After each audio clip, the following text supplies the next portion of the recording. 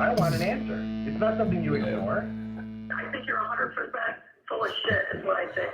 If you think... Okay, watch it there. All right, well, come on. Come on. Hey, how's it going, everybody? We're live, and Ben's back. Here I am, back in the flesh.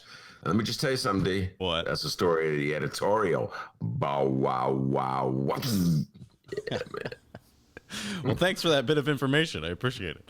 Yeah, you're welcome. All right, your Ben Joravsky show for Wednesday, October 7th is just moments away. But before we do this, let's thank the following unions for sponsoring this podcast. Unions like the International Brotherhood of Electrical Workers, Local 9, the International Union of Operating Engineers, Local 150 are sponsors, as well as our good friends at the Chicago Federation of Labor. Ben, the live stream chat room missed you. They're all saying, welcome back, Benny J.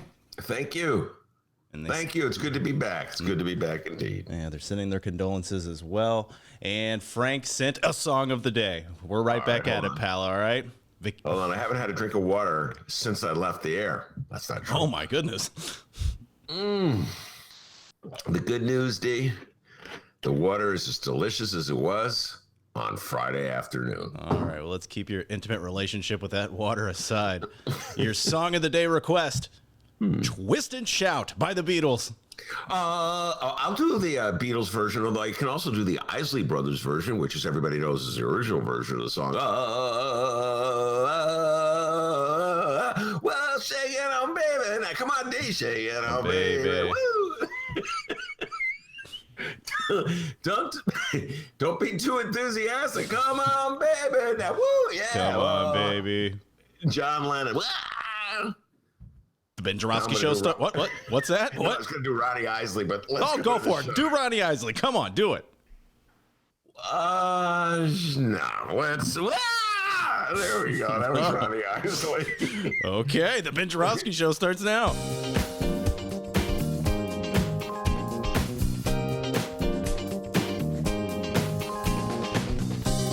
It is Wednesday, October 7th, and live from my apartment and his attic, this is the Ben Joravsky Show.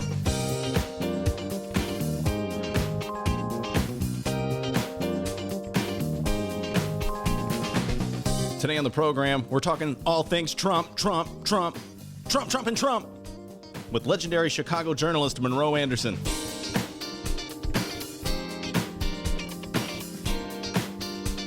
And now your host, shaking on baby now, Chicago Reader columnist Ben Joravsky. Hello, everybody. Ben Joravsky here, calling this Sick House Wednesday. And here's why. Before I take the deep dive on the news of the day, my thoughts on the news of the day, a personal note. As you know, if you listened to yesterday's show, my father died this weekend. He was 95 years old and in bad shape. So in many ways, his passing was a blessing, though he'd probably disagree with me for saying that. As much as his body broke down in those final weeks, months, the man had a fierce will to live. He grew up in a New Deal family. He moved around the country a lot as a kid. He wound up in Philadelphia.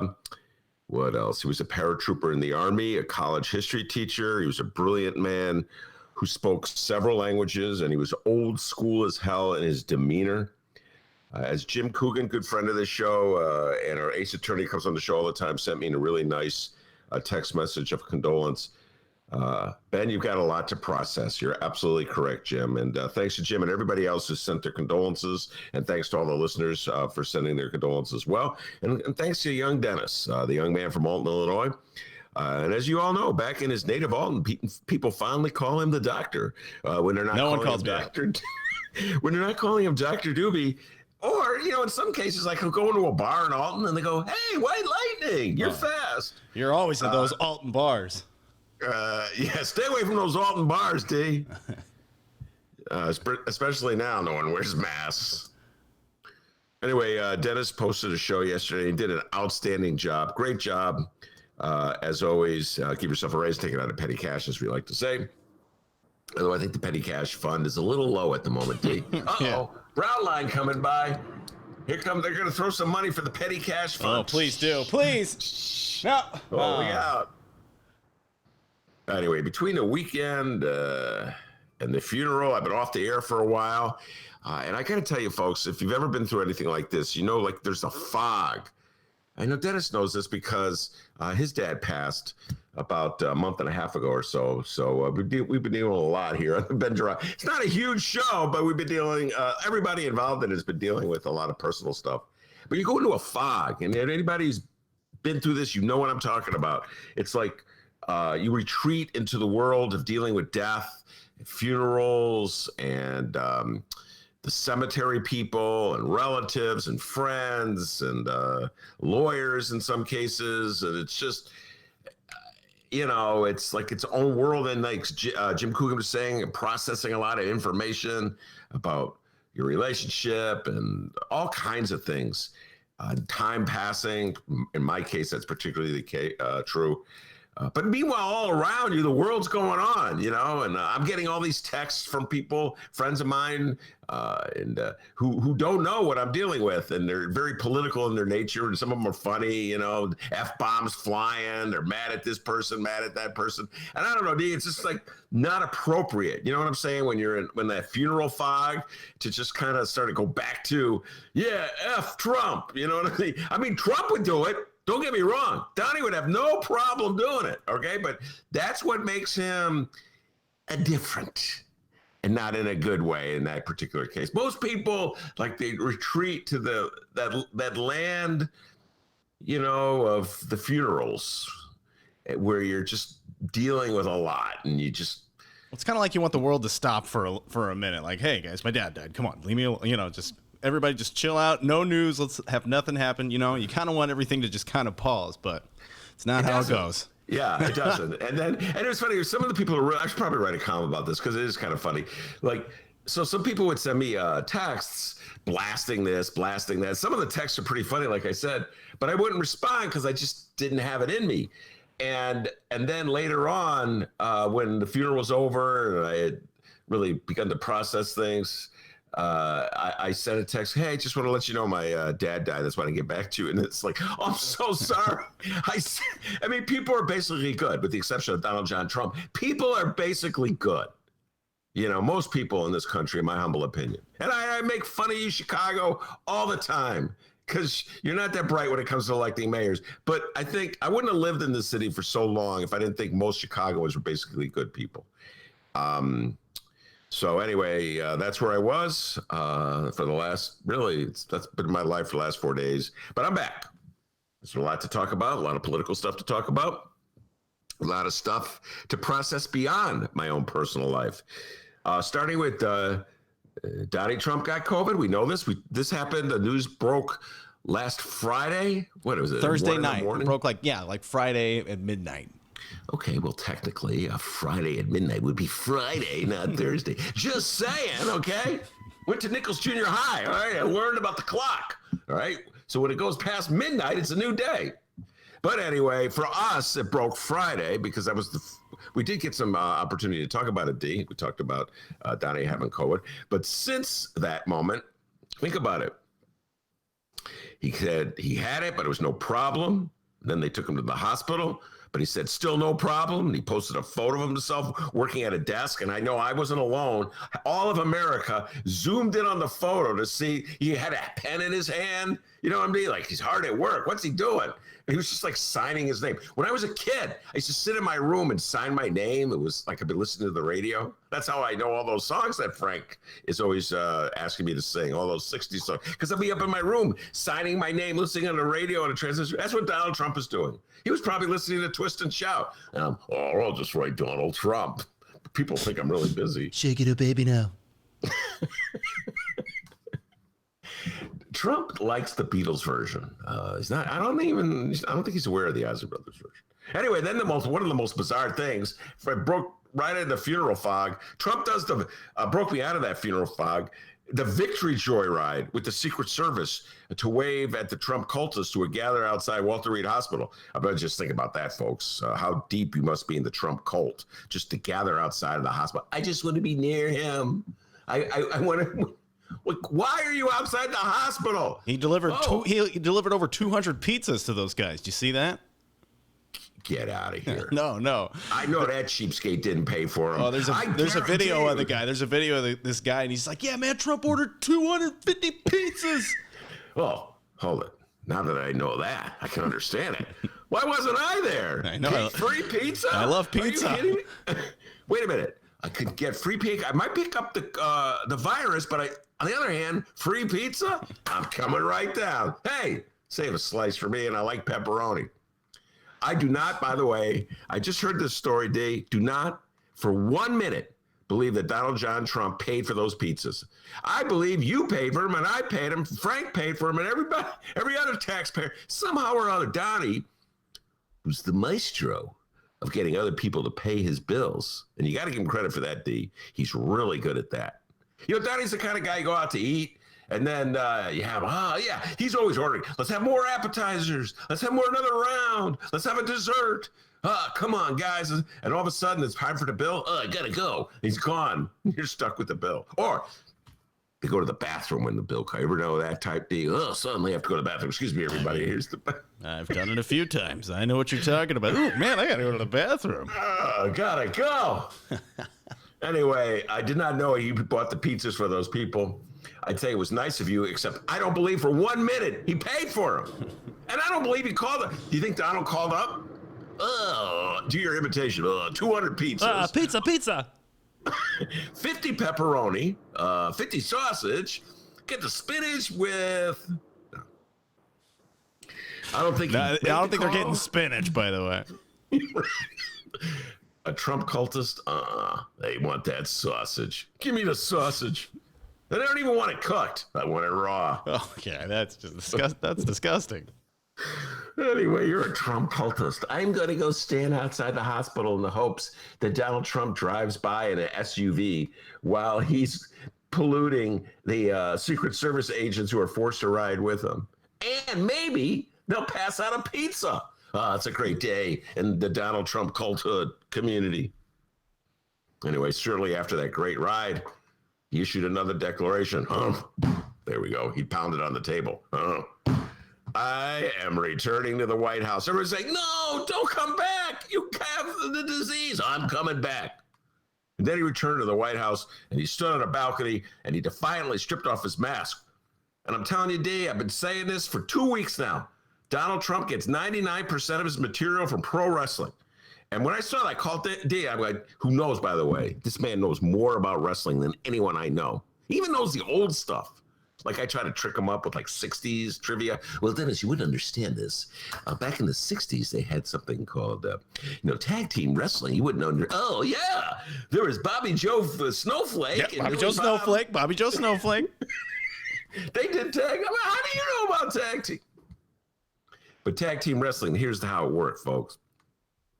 So there's two wrestlers, and on each team, and they're battling it out. One wrestler in the ring at a time, battling his opponent. And in order to switch, one wrestler has to touch his teammate who's on the side. So the way it generally is set up is a wrestler's getting pummeled, and he's just like getting thrown to the mat and trounced and slammed and slugged, and he's half out of it. He's, you know how those wrestlers get when they're all beat up? Oh, I can't take another minute. Just imagine Trump with COVID. He's on a respirator, okay? And he's stretched out his hand. He's got to touch to touch his teammate, because the rules are very specific. You can't enter the ring until you've touched your teammate. So like the guy on the sidelines has got his finger out. I can't quite reach it. And the guy in the ring is like, he's on death's bed. And they finally touch. It's like a barely little touch. And with that, there's like a whole new regeneration of life. And the guy on the side of the ring hops into the ring. He just pounds his chest, and he just decimates the opponent. And the crowd's going, yeah, nuts. And that's Donnie Trump. He comes on there. I just touched my opponent. Whoosh, there goes the mask. And MAGA is going crazy. They're happy on two fronts. One, their beloved Donnie is back without the mask. And two, they got some free pizza. Hell yeah. By the way, you described the hot tag there. That's the hot tag in wrestling there. What you just called that. Can I just say, did I tell you that the guy knows everything about wrestling? What a year. By the way, they didn't call it the hot tag. I just want to say something. Back in the late 60s and early, nobody called it the hot tag.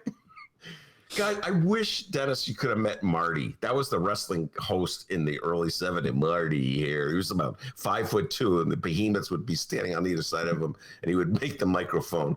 And the one wrestler would go, "I'm going to kill him, Marty." They would always talk to Marty, even, "Marty, I'm going to just annihilate him." And Marty would kick the, "Okay, you heard it, now you." And he would put the microphone to the other guy. Now, if you would have told me that in October of 2020, Ben Joravsky would be doing wrestling analogies on his program, I would have said you're crazy. What a year it's been. Well, I would have. I was into wrestling back in the day. People don't know that, but it's true. And Donald Trump was obviously into wrestling back in the day because he's still stealing stuff from it. "Oh, here I am. MAGA's going crazy. Yeah." Anyway, then he told us, don't be scared of COVID. Be like me. He's going around maskless. This guy's still contaminated, breathing at everybody. And he says he's going to do the debate next week. Says, "I'm not missing the debate." He plans to hit the road. More appearances, more people to pollute. His basic attitude is, forget COVID. Shut up. Get on with life, America. There's one problem. Everybody knows this. Not everybody is president of the United States and enjoys around-the-clock care by a battery of doctors and nurses who have access to all the latest drugs, all the latest treatments. Many people don't have health care at all, or they don't have adequate health care, or they can't afford a hospital stay. So they're like, I don't know, hiding out in their basement and hoping not to pollute their family. Many people have lost their jobs. Many people will lose their jobs if they miss work. Donald Trump's not missing any paychecks if he misses work. So he doesn't care. His life is in no way like anybody else's in America. So what does he care? If he's like giving us this false image to emulate. People are worried about infecting their friends and family and coworkers. That's why we're not at the studio. That's why everything's changed in this country, because as a country, we've decided that there's a greater common good that is what? More important than going to Dennis and Ben going to their beloved studio. We don't want to pollute everybody. We don't want to get the COVID. We don't want to give it to other people. Now, Donnie doesn't care about that. I've been keeping track, D. The New York Times is helping me. There's at least 23 people who work in the White House or visited the White House who may have caught the virus from Trump or somebody that Trump gave the virus to. We don't know for certain because the White House, they got their head in the sand so much, they're not even doing tracing. Look, tracing's for liberal Democrats and Democratic governors. We don't do tracing. We just die after we eat pizza. I didn't even know about the pizza, D. I'll be talking about that pizza all day today. What if they got onions on any of the pizza? Anyway, Donald Trump's a super spreader. Remember that video of the party in the far northwest side? We talked about that, D, in the early days of the pandemic. I think it was April. Don't quote me. Sometimes, they had a field day with that story. They must have done like 5 variations of that article. It was a party of young people. The place is packed, and there's not a mask in sight. No. There was one guy wearing a mask. Remember I pointed this out to you, D? The one guy in the middle of the party wearing the mask? And now it's like I can't remember. I'm not sure his nose was covered. So I didn't even think it was, he just like had the mask on. I'm like, dude, why are you wearing a mask? It's clearly not helping you. He probably, told, I don't know, his parents or his friend, well, I'm going to the party, but I'm wearing a mask. Don't worry about it. Everybody was outraged in Chicago. Oh, my God. Lori Lightfoot was outraged. I think they issued a ticket against the owner of the house. Everyone was outraged. Well, got news for you. It was a similar situation at the White House a couple of Saturdays ago when they had their ceremony for the Justice-to-be, Amy Coney Barrett. Rows of chairs pushed together, people sitting on top of each other. I think I saw too. Then Hang tight, everybody. People in America, PhDs, fabulously successful. They're there basically to celebrate the fact that Amy Coney Barrett has a good chance of being approved to the Supreme Court. Let me tell you, folks, Amy Coney Barrett's role on that Supreme Court, I'm just going to break it down to you, is to essentially give approval to laws or give approval or side with people who are suing to essentially make wealthier people even wealthier than they are. That's her role. They're going to talk about that much in her nomination hearings because that's not like social inequity is not really a precedent. They're going to talk about social issues like abortion, that kind of thing. And she'll say, well, I will never allow my personal opinions to get in the way of the law. But it's all about getting richer people even more fabulously wealthy and screwing the rest of us. That's essentially what her role will be. And somehow or other, every time she is confronted with a case in which she could side with the rich guy or the not rich guy, she will find a way. Well, the founders were very clear about this. She will have earned her position on the bench. All the people who want her on the bench, they'll pat Donnie on the back. But here's the weird thing. They're smart. They're successful. They got to know that their leader, Donald John Trump, is freaking crazy when it comes to the pandemic and that it's not safe to be squished together like sardines. And yet they do it. Maybe they had sardines on the pizza. That's a good point. I hadn't thought of that. Doubt it very much. And anchovies, nothing. No anchovies. No, it was sausage, D. Sausage and pepperoni. Or plain. I'm going meatless these days. Could I have some plain? Hey, maybe they passed the hat at the Amy Coney Barrett party for the money to pay for that pizza. I know Donald Trump did not pay for that pizza. Cheapskate. The guy is notoriously cheap. Anyway, back to that Rose Garden ceremony. John Jenkins was there, president of Notre Dame. Brilliant man. Graduated from Notre Dame. Degree in philosophy. Studied at Oxford. I read up about him. He wrote a book called Medieval Philosophy and Theology. A brilliant man. He knows better. He should have been wearing the mask, but he wasn't wearing a mask. He already commanded that Notre Dame students wear masks, but he didn't wear it. And I know why he didn't wear it. Because, he knew he was going to this conservative setting run by this lunatic who doesn't believe in masks. And he didn't want to offend anybody. He didn't want to, stick his neck out and have the president mad at him. He was just, going along to get along. He's powerful and fabulously successful, can order thousands of students to wear masks, but he's not going to wear one because, you don't want Donald Trump mad at me. I want to pretend as though, there's some logic to what Donald Trump is saying. Some logic in the middle of a pandemic to squeeze everybody into this Rose Garden ceremony, sitting on top of each other, like it's a bar in Wisconsin or a party in the Northwest Side. So now John Jenkins, he's got the virus. It's 23 people, as I said. Counted up, 23 people, and the list is growing. It's a form of cowardice, ladies and gentlemen, not wanting to offend the powerful president, even though he's lost his freaking mind. When this madness is over, and by that, I mean the Trump presidency, and it will be over, we'll ask ourselves, what did I do to fight the madness? And sadly, too many of us will have failed that test. We got a great show today. Monroe Anderson will be here, and I'm going to tell you something right now. He hasn't failed the test. Monroe Anderson's been against Trump since the day Trump walked into office. He's got a lot to say on a lot of issues dealing with Trump and the pandemic and Trump having COVID. But before we get to Monroe, the young man from Alton, the man that John Jenkins and Amy Coney Barrett proudly call Dr. Doobie with the news. Wow, I didn't know they called me that. Pretty cool. Name's Dennis.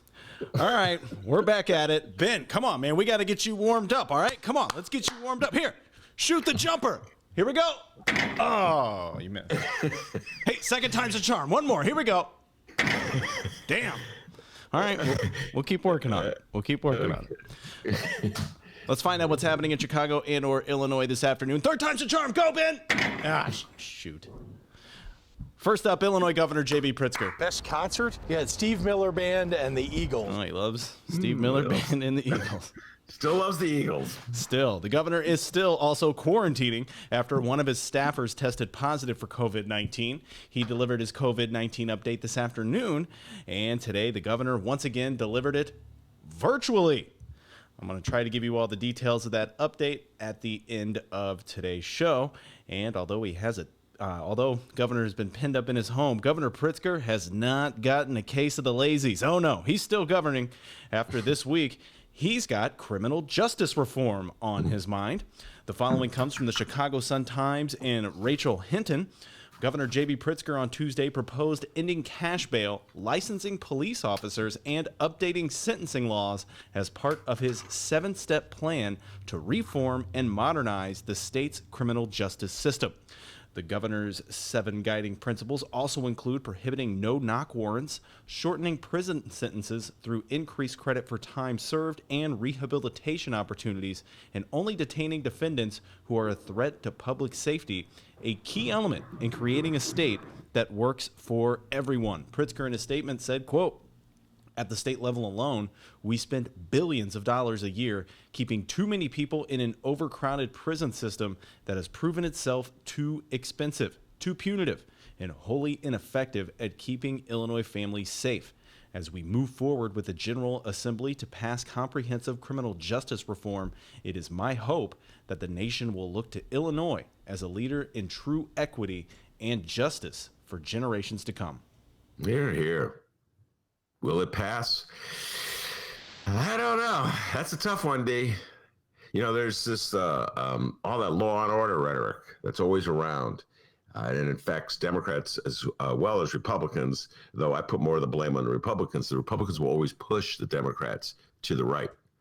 You know, so I can't see any reason just to have a knee-jerk opposition to what Governor Pritzker is proposing. The war on crime, the war on drugs, they really haven't worked, ladies and gentlemen. Just locked up a lot of people. And we all know somewhere in the back of our heads that there's better solutions. But there's so much hate out there. You know, so there's just, it's like these knee-jerk reactions. I talked about this about a year ago. I remember knee-jerk reaction about doing anything that might benefit somebody, a poor person who's run afoul of the law. Rich people, oh my God, they run afoul of the law. They can run. They got plenty of people loving them. Donald Trump, president of the United States right now, it's got like, I can't remember how many lawsuits he's fighting. Various people have accused him of wrongdoing, including someone accused him of rape. And he's got the Justice Department, William Barr, and is using your tax dollars to try to kill that lawsuit against Donald Trump. So, you know, obviously there's double standards. But the notion that somehow or other we're going to be a safer society if we just sort of like routinely lock people up and throw away the key, keep them in jail for a while, is ludicrous. We're slowly retreating from that front with marijuana. Marijuana is now legal, although I'm sure there's still people being locked up for possessing it or selling it. But I feel there will be a backlash. And as I was saying, I recall a couple years ago when, who was it? Juliana Stratton was state rep at the time. She wasn't the lieutenant governor. And she proposed that we allow detainees, hadn't been convicted of anything, to vote. And there was outrage from the Republicans in the General Assembly. And they were like, we're so sick and tired of looking out for criminals. What about law-abiding citizens? And it was that same old right-wing Republican rhetoric that they use. And Stratton fought back. Leticia Wallace stood strong in that debate. Our old friend, who was a state rep from Rockford at the time.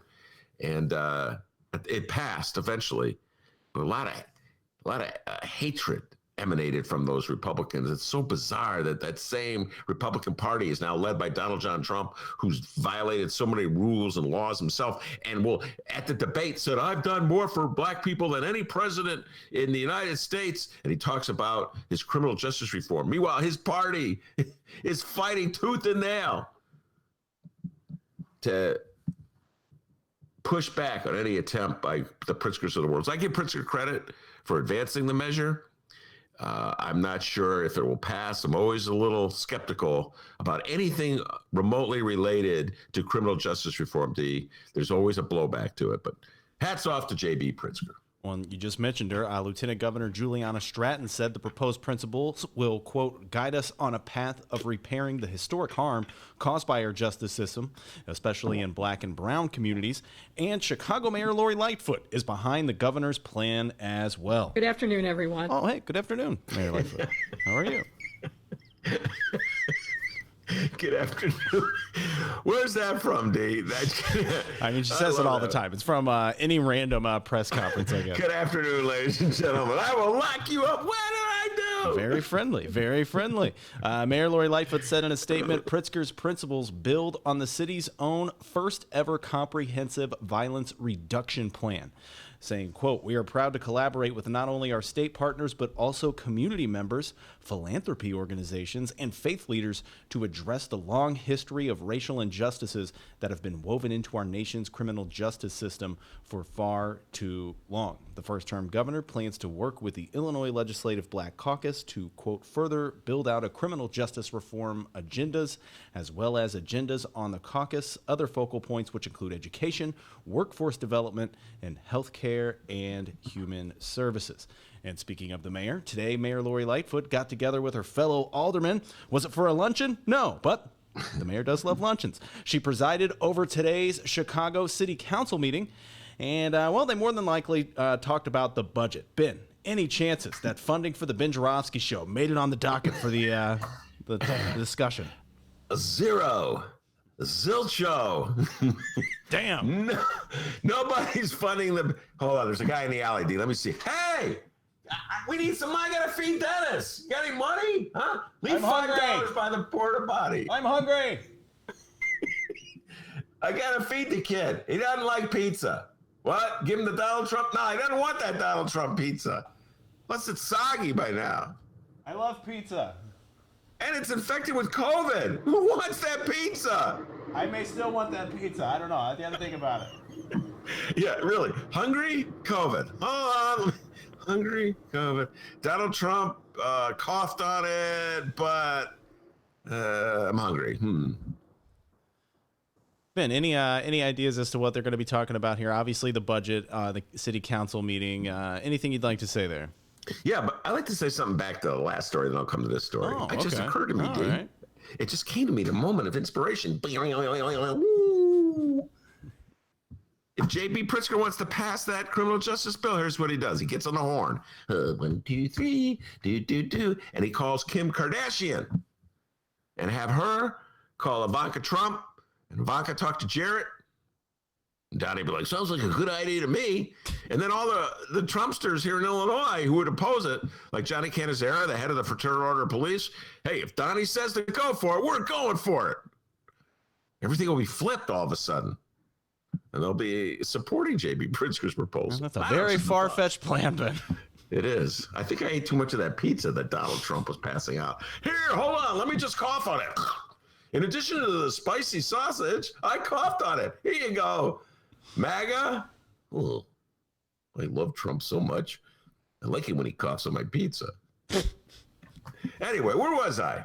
I just had that great inspiration. City council meeting. City council meeting. Hey, JB, make the call to Kardashian. Bada boom, bada bing. Okay.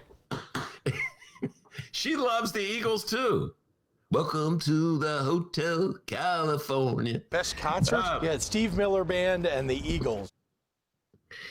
JB, I don't know if he told you this, D. He likes the concert version of Hotel California better than the album version. Wow, okay? I did not know that. I did not know that. I literally just made that up. He really loves Take It Easy. Take it easy. City council meeting. Oh, yeah, city council meeting. You know what? No money for the Ben Joravsky Show. I can guarantee that. And as you pointed out to me, Dee, during our pre-show planning session, which is extensive today, half of those guys have been on our freaking show. Hey, Raylo, how many times have I had you on the show? That's not an answer. I want an answer. The answer, I can do it by heart, D, is you're 100% full of shit. Whoa, wait. Well, beep you then. He's back, guys. He's back. That's my imitation of Raylo confronting Lori Lightfoot. I've heard it so many times. Sometimes I'll be eating dinner with my lovely wife, and I'll go, I want an answer. Oh, wow. That's nice. What a friendly... What? What's that all about? I don't know. It's not something you ignore. How can I forget that? By the way, I just got to say, City So Real. Great movie. Steve James, been a guest on the show several times. Mr. Big Shot, Steve James, says he will return and be a guest on the show. But he's like such a big shot that you got to call his PR person. Ben, I'll come back to the show, but you have to call my PR person. All right, I'll make that call, Steve. But yeah, even though he's a big shot, the guy is one hell of a movie maker. And City So Real, which I got to see advanced screening, is fantastic. And the reason I thought about it, D, was because he has that exchange in it. That's what triggered it. They have the Raylo-Lori exchange in it. And when I heard it, it was just like brought back memory. By the way, that's what I was listening to when I got the news that Donald Trump had COVID. I was watching the movie on my little screen here. And I just heard, I want an answer. That's not something you ignore. So no, the city council, D, is not going to give money to the Ben Joravsky Show right now. Lori Lightfoot and the Chicago City Council are trying to figure out a way that they can, quote unquote, pass a balanced budget with any credibility in the middle of the pandemic, when the city is being socked by increased demand for services. At the same time, there's a decrease in taxes flowing in it because so many businesses have gone under, people are out of work, and politicians are promising taxpayers, we're not going to raise your taxes. I don't believe them for 1 minute, but you got pension obligations. So they're under a lot of stress and strain, and they're not going to add to that stress and strain by funding the Ben Joravsky Show. Not that they would ever fund the Ben Joravsky Show in the first place. Could you just imagine Raylo going, I've always liked Dr. D. I propose. I can imagine it. I mean, it's not that far-fetched, is it? And probably the one thing in the world that Carlos Ramirez Rosa and Raylo agree on. They both like you. So it's a long shot, Chance D. But, never say never. Come on. City council segment. Fund it. Let's do it. Come on. We'll be nice. Maybe. All right. So that's what today's looking like locally. Let's move on. And the magic number is 27. We're 27 days away from Election Day. And, of course, we have the presidential election between incumbent Republican and his Democratic challenger. Come on, man. But, hey, we also have a local election happening as well. And we are going to talk about them right now. Crank it up. It's time for a 2020 Illinois general election candidate update. This is a 2020 Illinois general election candidate update. Update. Crank it up, guys, like it's a song or something. Crank it up. This content's hot. Let's see here. We have a few updates, but today we begin in Chicago with the Cook County State's Attorney's race between incumbent Democrat Kim Foxx and her Republican challenger, Pat O'Brien. As suspected, this race has gotten pretty heated. So much to the point that Kim Foxx and her campaign recently announced that they will not be participating in any debates moving forward against Pat O'Brien due to what Foxx is calling Pat O'Brien's Donald Trump-like campaign tactics. And before you think that Team Foxx may be over-exaggerating with those claims, I suggest you listen to the latest Pat O'Brien candidate campaign ad. Kim Foxx may have a point. I have the audio here, and when we play the audio, notice the Trump-like approach with this ad. The ad calls Kim Foxx a crime lover and calls for her firing. Since coming to office, crime lover Kim Foxx has declined to prosecute a record 25,000 felony offenders charged with murder, rape, drug dealing, and gun possession. Suspects the police investigated and arrested, and Kim Foxx said, let him go. That means Chicago has over 25,000 suspected felons on our streets, and they're feeling like they can get away with anything. Save Chicago. Fire Kim Foxx. Vote Pat O'Brien, Cook County State's Attorney. Wow. See, I hadn't heard that. I know in the pre-show prep you told me about it, but I hadn't heard it. Save Chicago. Wow. I just got finished saying. We're talking about J.B. Pritzker's proposal for criminal justice reform. This is how Republicans respond. Pat O'Brien, a prosecutor, Republican prosecutor, who worked for the Cook County State's Attorney at a time when some of their worst abuses of all that power they had, people railroaded, sent to jail based on confessions that were beat out of them, just routinely rounded up, arrested, thrown in jail, just because that's how it works. Save Chicago. It's that same old rhetoric. That's rhetoric that goes back to the days when Harold Washington was running for mayor. Before it's too late, vote for Bernie Epton. Before it's too late. I don't blame her. Here comes a flip-flop, D. Another flip-flop. All right. Oh, my God. Oh, I remember last week I was like old Dudley Do-Right in Good Government. You know, really, she should sit down in the studio with him. I mean, it's ridiculous. But come on. Why give him the space and attention? That is so irresponsible, that ad. That'll set us back, that ad. 25. I wouldn't even come up with this stuff. 25,000. Be scared. Be very scared. I don't blame her, D. In fact, I'm going to say this to Monroe. I don't think Biden should debate Trump. There's a debate tonight, vice presidential debate. We're going to be talking about this with Monroe, Kamala Harris, and Mikey Pence. And, the plexiglass. I don't know if you've been following this, D. Like, I got news for you, Kamala. That plexiglass is not going to help you if Pence has got it. I'm just saying. And Pence hangs around with Trump, and he's like, Reverend Jenkins over at Notre Dame. They're afraid to put on a mask, even though they should wear one. Whatever you say, boss. I remember there was a moment that took place, it was back in years ago in the 70s, D. You weren't even born yet. And Jimmy Carter came to Chicago. President James Carter. He was president of the United States, D, back in the late 70s. And he was making appearances on the campaign trail. I think it was 78. I was a young cub reporter, and I was covering it for the Booster paper. Anyway, it doesn't matter who I was covering for it. And Jimmy Carter is a joke. In the middle of the speech, and there's all these candidates on stage with him. He took off his jacket because it was getting hot in the auditorium. And all the Democratic candidates rose up, and they took their jackets off too. It was like, the boss took his jacket off. We'll take our jacket off. That's what it's like in the Trump White House. Donnie takes off the mask. Everybody else takes off the mask. So anyway, Mike Pence, for all I know, he has COVID. I know they go, well, he was tested negative. Yeah, but so was Donnie. So who knows? So I'm just saying, Kamala, I don't know, put the hazmat suit on. Whenever you get near a Trumpster, that MAGA crowd. Don't eat the twisted. pizza. And whatever you do, if Pence offers you a pizza, don't eat it. All right, I got questions here about this ad from O'Brien. Although it was awful, a little refreshing to not hear Smollettgate, wouldn't you say?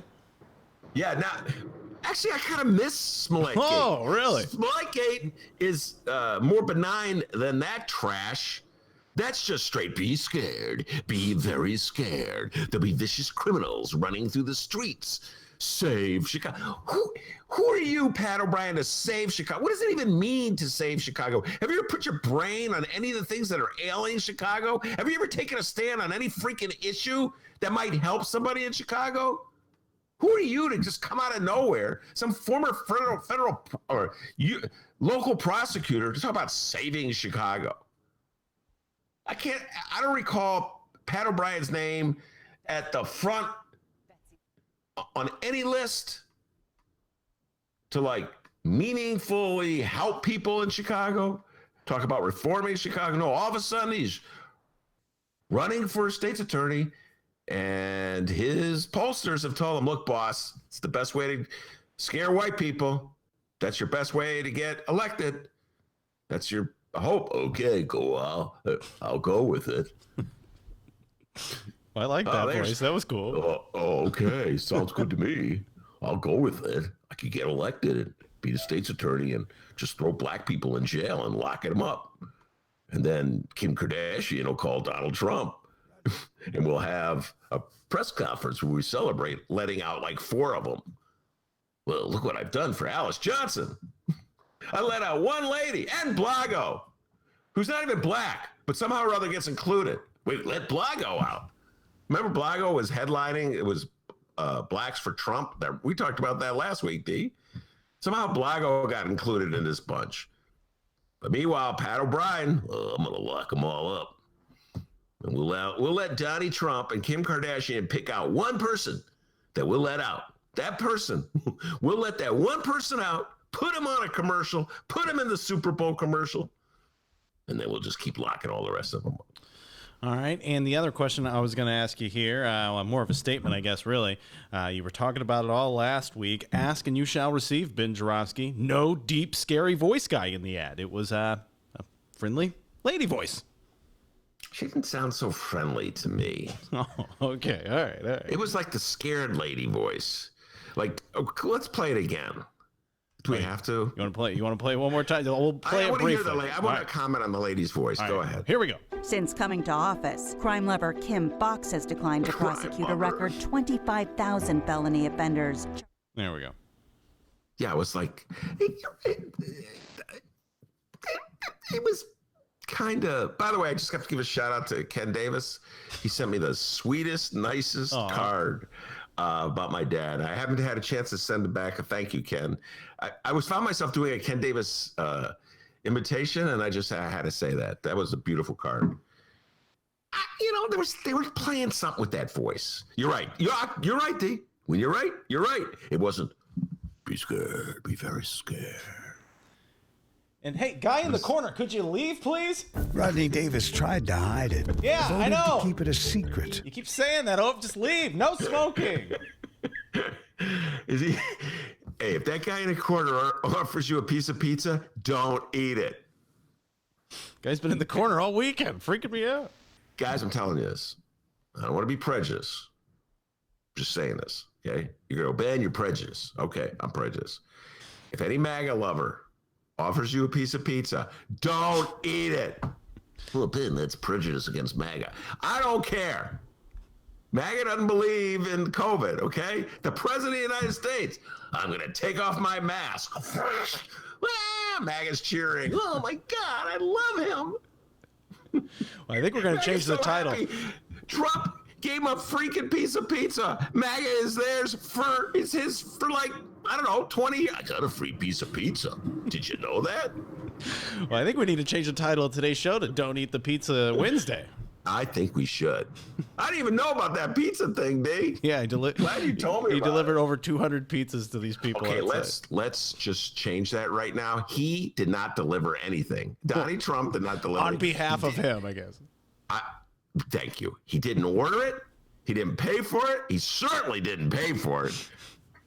You know, you just see him when he was driving around with the Secret Service guy. Like, if you open the window and threw little things at him, trinkets at him, like it was the Mardi Gras. Here you go. Here's a Donald Trump pen. Oh, whoa. Here's a red MAGA hat. I got one. Okay, if Donald Trump gives you a hat, ladies and gentlemen, don't put it on your head. Yes, listeners of this left-leaning show, who more than likely left-leaning as well. Don't do that if Donald Trump does that. If there's any MAGA people out there, and there's some of them listen, D. Some of them listen. I want to know what he's saying. Hey, I read Johnny Cass, so I get some MAGA people out there. Don't put the MAGA hat on if Donald Trump hands it to you. Just saying. All right, and also on the ballot, the Illinois Fair Tax Initiative, a proposed amendment to the Illinois state constitution that would change the state income tax system from a flat tax to a graduated income tax. Now, while it's not an actual human candidate, it may as well be, because the fair tax has been getting ripped from the Republican side of the aisle almost as much as Speaker Mike Madigan ever since it was proposed. In fact, the richest person in Illinois, Ken Griffin, gave $20 million of his own dollars to put out anti-fair tax ads. And with 27 days until the election, our friends of the conservative persuasion have yet to warm up to the fair tax plan. No one's surprised. And the following from the Chicago Tribune and Rick Pearson, is more proof. The headline. What? May I just make a slight correction? What? I believe it's closer to $47 million. I believe that, and I remember this because I was kind of in the fog, as I've talked about.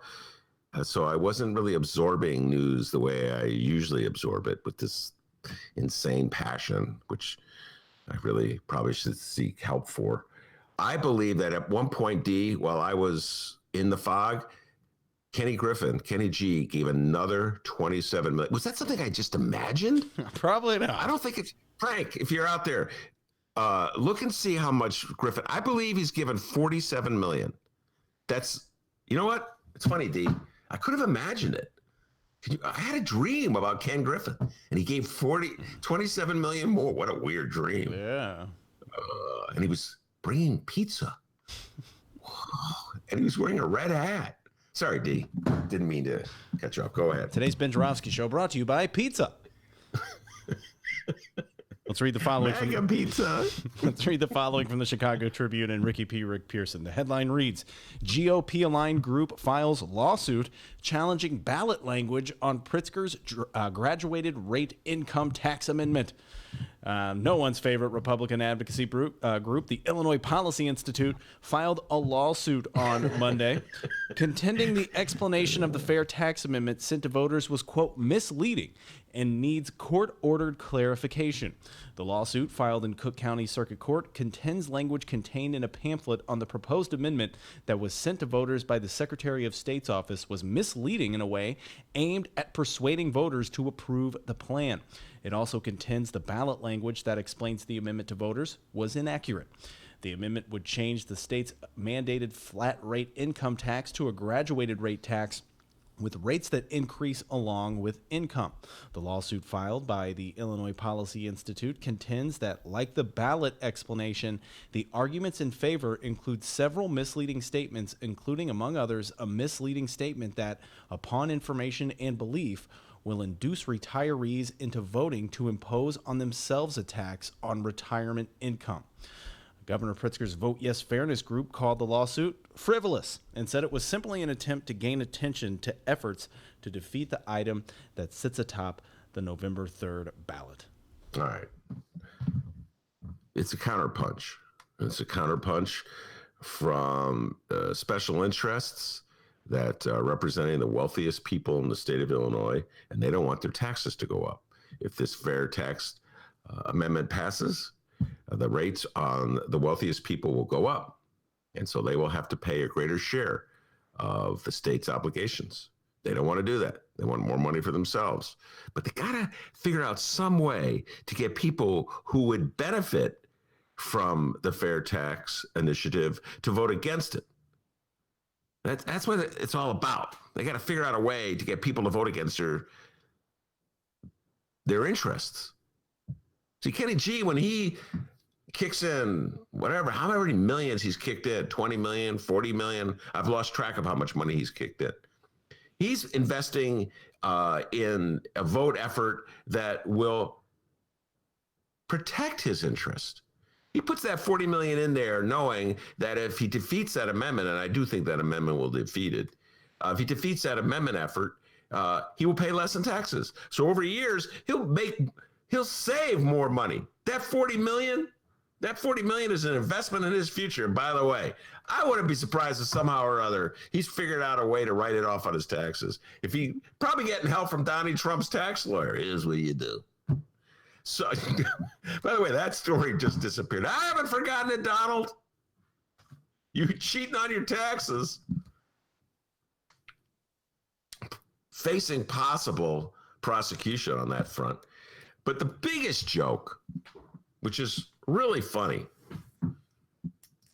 is this notion that they want to defend pensioners, retirees, whose retirement money could be taxed. It's currently not taxed by the state. And so they dug through. I read Rick Pearson's story. Good story, young man. I read his story, and it's like Mike Frericks, who, as you know, D, is the treasurer of the state of Illinois, and perhaps the tallest man in state government, right up there with Will Guzzardi. Mike Frericks gave a speech in June to some group. I think it's in Des Plaines. I don't have the story in front of me, where he mentioned that down the road there might be a graduated tax on retirement benefits. He said that in June in passing. He doesn't have the authority to enact it himself. It's not part of this amendment, but I got to give these guys credit, D. You got to give the Republicans credit, man. They don't play. It's none of this Mr. Nice Guy stuff. They want to defeat this amendment to protect the interests of the people who donate to their Illinois, whatever it's called, their right-wing policy group.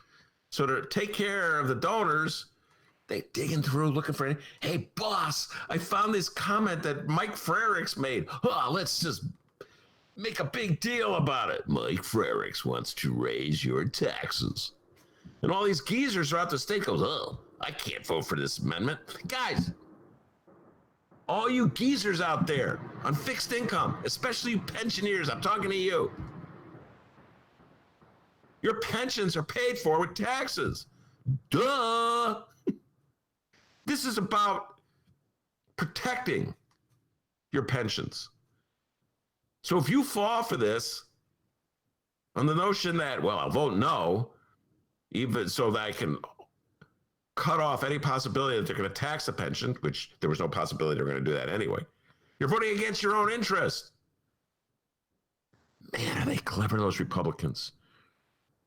They've been working day and night to cut. They're the ones who want to cut the pensioners' pensions. They're the ones who are trying to gut our pension obligations. And yet they're projecting. I learned this word from the Donald Trump years. They want to do something, but they project it onto somebody else. That's a good word, D. I learned that from the Donald Trump analysts. What Donald Trump is doing is projecting. I had to look it up. I didn't project, man. That's smart stuff. That's something like the head of Notre Dame, the president of Notre Dame would know. I'm not smart enough to know that, but I am smart enough to know I better wear a mask if I'm sitting in the Rose Garden with about 200 other people drinking, including Chris Christie. Hey, everybody. That's my Chris Christie imitation. So it needs a little work. I got to tell you, Republican operatives, this is a slick move. I'm watching it. I am impressed. This is a slick move. This is slick. You're going to get pensioners to vote against an amendment that would fortify their pensions on the grounds of some fictitious movement that would tax their pensions. You're going to move to destroy their pensions in the name of saving it. Geezers, don't fall for it. You're smarter than that. How many times have I said this, D? Voters, you're smarter than that. And how many times have they proved me wrong? How many times, D? Hey, who'd you vote for mayor again? Which time? This most recent one? Oh, Lori Lightfoot. All right. Who'd you vote for? Huh? Whose name's on that banner, huh? What banner? I'm in my attic. I'm looking at a porta potty. Hold on, D. Hey, got any money? We need money for our show. Okay. You leave it in the garage. And leave that pizza there, too. All right, so there you are. That was, we got more candidate updates a little later on here. We're going to pause it for now because we got to talk with Monroe Anderson. But people, that was a 2020 Illinois general election candidate update. This is a 2020 Illinois general election candidate update. Ow! Hot damn. Good times. All right, we're going to take a quick break here. Remember, though, you can find us at Benny J Show, BENNY, the letter J Show, on Facebook, Twitter, and Instagram. You can send us an email, bennyjshow@gmail.com. bennyjshow@gmail.com. Leave us a message if you'd like. If you want us to read it on the program, put your name and where you're from. It really helps. You can lie. We won't know. We won't know the difference. You can make up what your name is, where you're from. Who knows? We won't. So you can send us an email as well. And you can call the Ben Joravsky Show, 708-658-4788. That number again, 708-658-4788. Leave the Ben Joravsky Show a voicemail. We're going to take a quick break here, and when we come back, the one, the only, Monroe Anderson is going to break down the presidential election and all things Donald Trump. It's the Ben Joravsky Show. We are live from my apartment in his attic.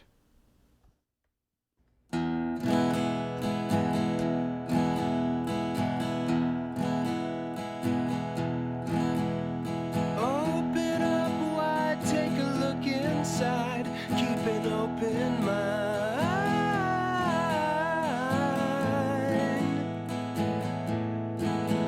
If you got a racist fool, kick him off page 2, but keep his point of view. Why?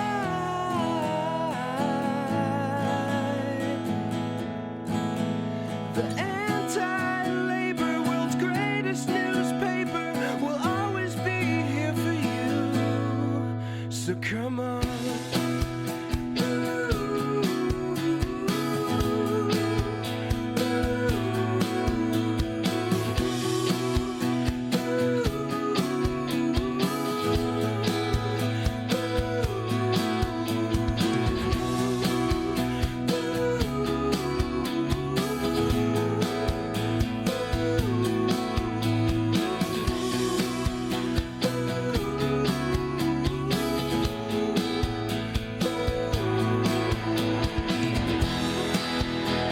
Best concert at Steve Miller Band and the Eagles.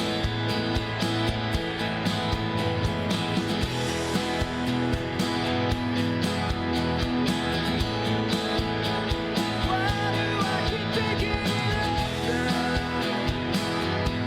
Keep picking it up now.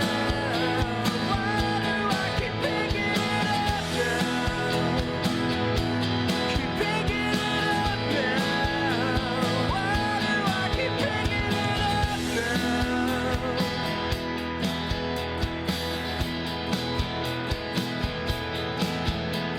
I was just 5 watching Channel 9 for the cartoons, and I stayed for the lies. Open up wide, take a look inside, keep an open mind.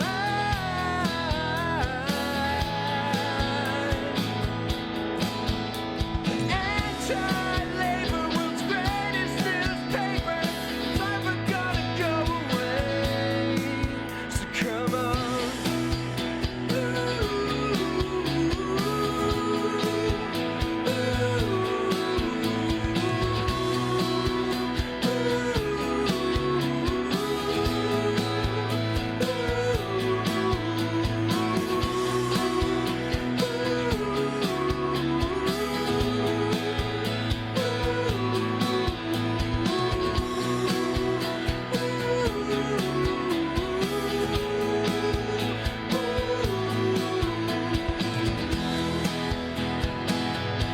Good afternoon, everyone.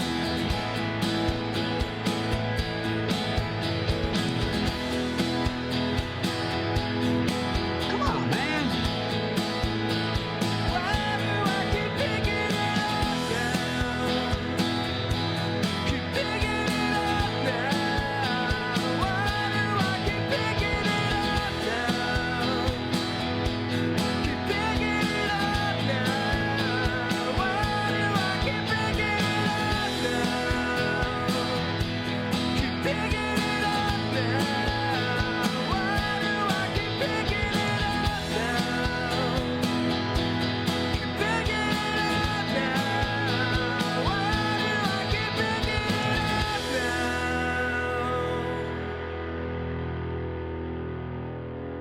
West concert. You had Steve Miller Band and the Eagles.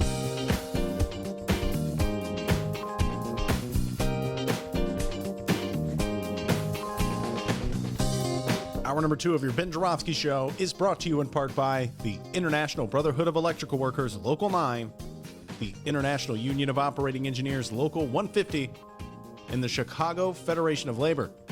Benny J, take it away. Right on time. Frank has sent me an update. I appreciate it. Ken Griffin D, are you ready for this? Has donated over $46.7 million to the anti-tax cause, the anti-fair tax cause. So it wasn't a dream. It wasn't a dream, D. It did happen. Yeah, he kicked in that other 26 million. He goes, well, Ben's not really paying attention now because of his death of his father. I'll kick in 26 million. Thanks, Frank. I appreciate that. Yeah, so $46 million. Kenny G, give us money, please. Give us like $2,000. Yeah, really, 2,000. Kenny G is really going to give us money. Anyway, my next guest is the only person I know who has access to that kind of cash. The pride and joy of Gary, Indiana. The man who just is chilling out right now. He finished his Tai Chi workout. Monroe Anderson. Welcome back to the show, Monroe. Okay, I'm waiting on you to match that donation. Well, you'll be waiting a long time. I'm gonna, as he does pretty much every Wednesday, Monroe puts a posting on Facebook, talk about what we're going to talk about. I think they're hilarious. So I'm going to read today's posting. Trump's presidential campaign is collapsing. Is it because he's the super spreader in chief? Did you know that in one day last weekend, 30 people in Trump's circle tested positive for COVID-19? 30. I had it down at 23. 30. Wow. Did you know that that was more infections in the White House over the last day than people in New Zealand, Vietnam, Taiwan, Thailand, and Australia combined, as Trevor Noah pointed out? Do you think that Trump's super erratic behavior over the past few days is caused by the coronavirus or the drugs being given to him as a treatment?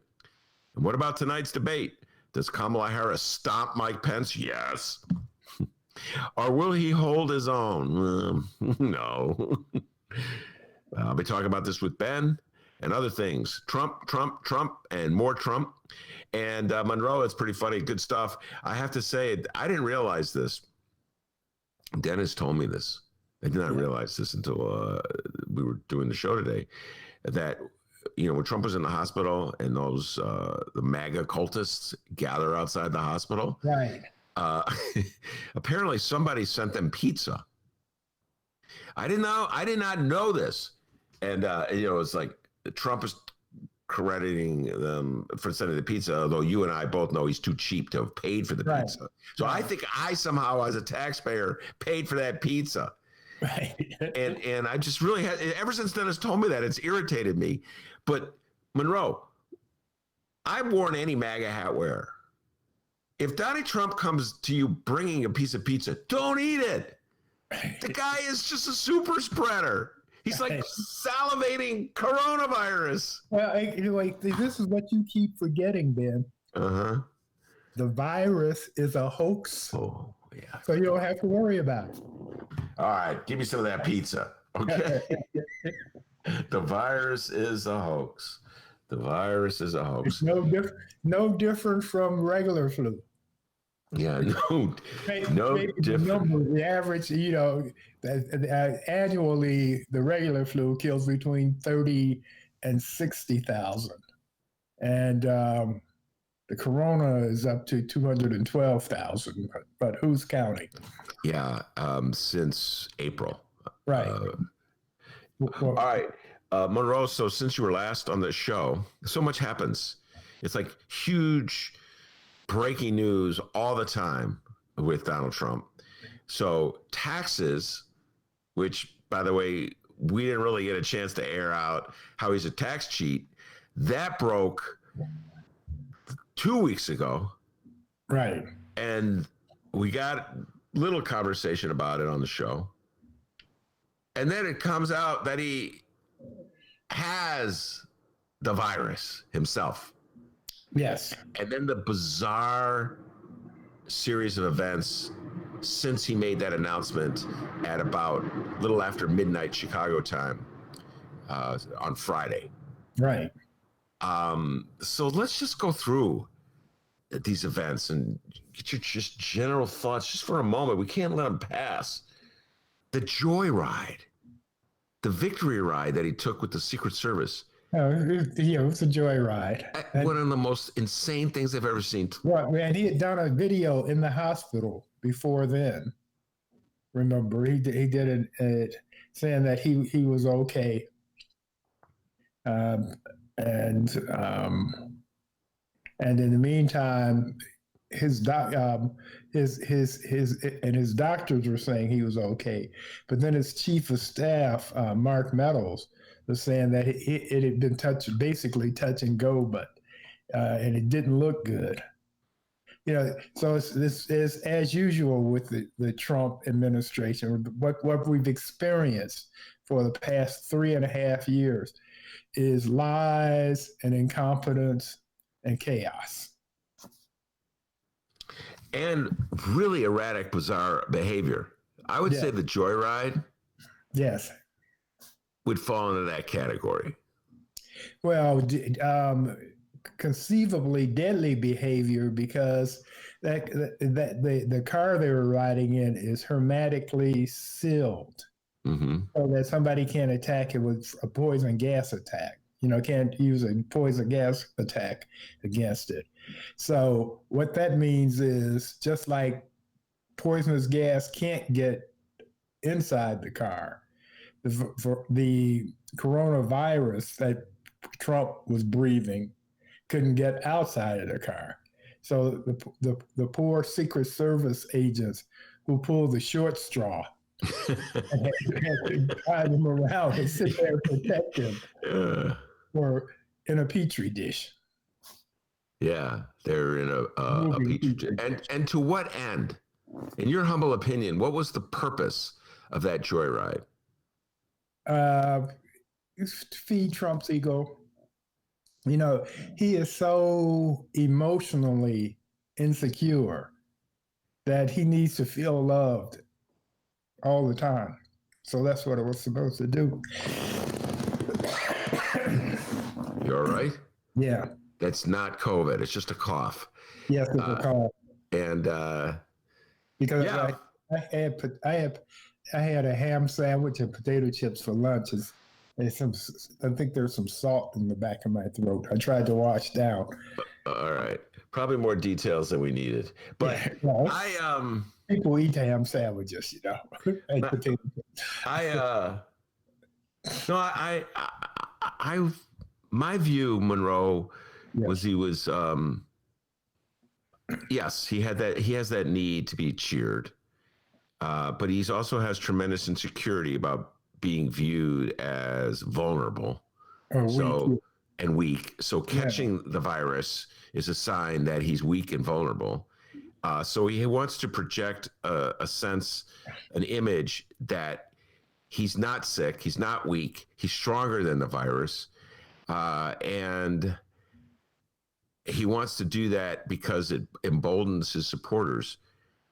And he knows it irritates the hell out of people like me. Yeah, but you know what? There's this photograph of him sitting in the car, and he has a mask on, and he has his hand up, waving or up against a glass window or something. And the first thing I thought is, my God, his hands are little.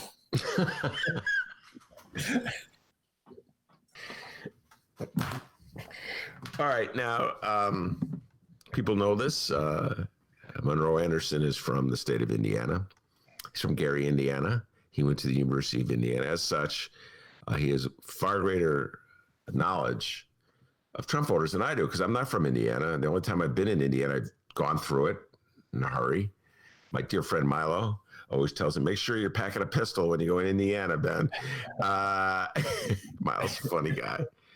So I'm going to ask you to fall back on your deep knowledge of your beloved Hoosier state, which obviously you couldn't wait to get out of, and talk about what impact is Trump's performance the joyride, standing, and we've talked about this already, standing on the balcony, ripping off the mask, pounding his chest. I beat COVID. Don't be afraid. What impact is that having on your fellow Hoosiers of the MAGA hat persuasion? Did he shoot anybody on Fifth Avenue? It doesn't matter. They love him, love him, love him. Do they love him more because of this? Let me tell you, they have for whatever he does, they have an excuse for it. And this is Trump supporters in general. And and so to them, it's the Trump virus is the China virus, and 212,000 dead. Yeah, if it hadn't been for Trump, it'd be 3 million dead. Seriously. Yeah. That's true. That's the line he threw at Joe Biden at last week's debate, which, by the way, seems like an eternity ago. Right. Was it last week? Yeah, it was last week, right? Right. Seems like an eternity ago. Yeah, when he gave the marching orders to the Proud Boys.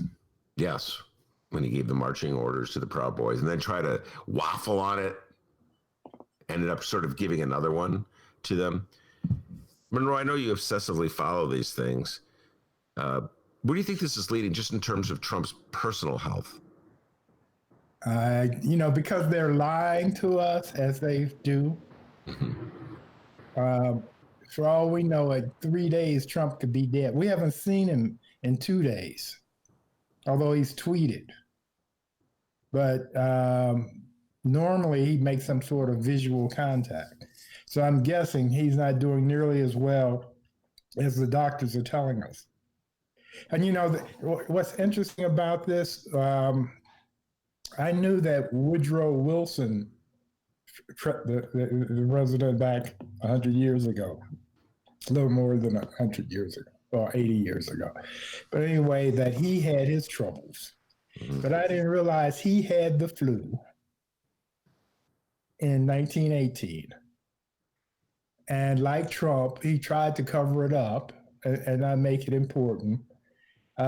He had meetings that were super spreaders, and then he sent the boys to World War I on these ships, and they were super spreaders, and so more soldiers died from the virus than died from the war. That is probably what Trump is. He has tried to use that refrain from time to time. He gets all mixed up when he tries to do it. But the story you just told, I think when Trump tries to relate it, it's like it ends up being more people died from the flu than died from COVID. Do you know what I'm saying? Like, he tries to tell that tale. It's a parable about how presidents, in their desire to protect their own reputations and their own legacies, endanger everybody else around them, because what's more important is the president and his ego and his reputation than the lives of ordinary people, is really what the story is, Monroe. And, John Kennedy lied about his health as well. You were aware of that, right? Okay, I lost my internet connection. Well, what I was just saying is, Monroe, that Donald Trump would not be the first president in the United States to lie about his medical condition. John Kennedy lied about his medical condition, or concealed the truth about his medical condition. He had back ailments, and FDR hid as much as he could the fact that he could not walk. The important distinction I would make is that neither FDR nor John Kennedy, when they hid the information about their health, were endangering the lives of other people. Their concealing of their health problems did not pose a threat to the safety of people who came around them. Yeah. You follow what I'm saying? Like, Richard Nixon did not tell people that he stayed up all late into the night drinking and making bizarre phone calls. Okay, he was a drunken insomniac. He didn't go around advertising and promoting that, but his late night drinking was not a threat, Monroe, to people who just showed up at the White House the next day. Donald Trump is a threat to anybody that comes near him. Right. Well, he's Typhoid Mary. Except a different sex. Are there any names on this list? I'll go down this list. I have it in front of me. Okay. These are the people who've been infected. And just, let's just pause. Donald Trump at the top of the list. Where do you think Donald Trump got it, Monroe? Who did he get it from? Or who did he get it from, and where was he? Where did he get it from? Right. I have no idea. That's the thing is, I don't know. There's some... when he got it is in question, because originally Dr. Coney, is that his name? Coney. Anyway, his doctor, personal doctor, said that he had it for 72 hours, and that would have made him have it before he went to do a rally speech.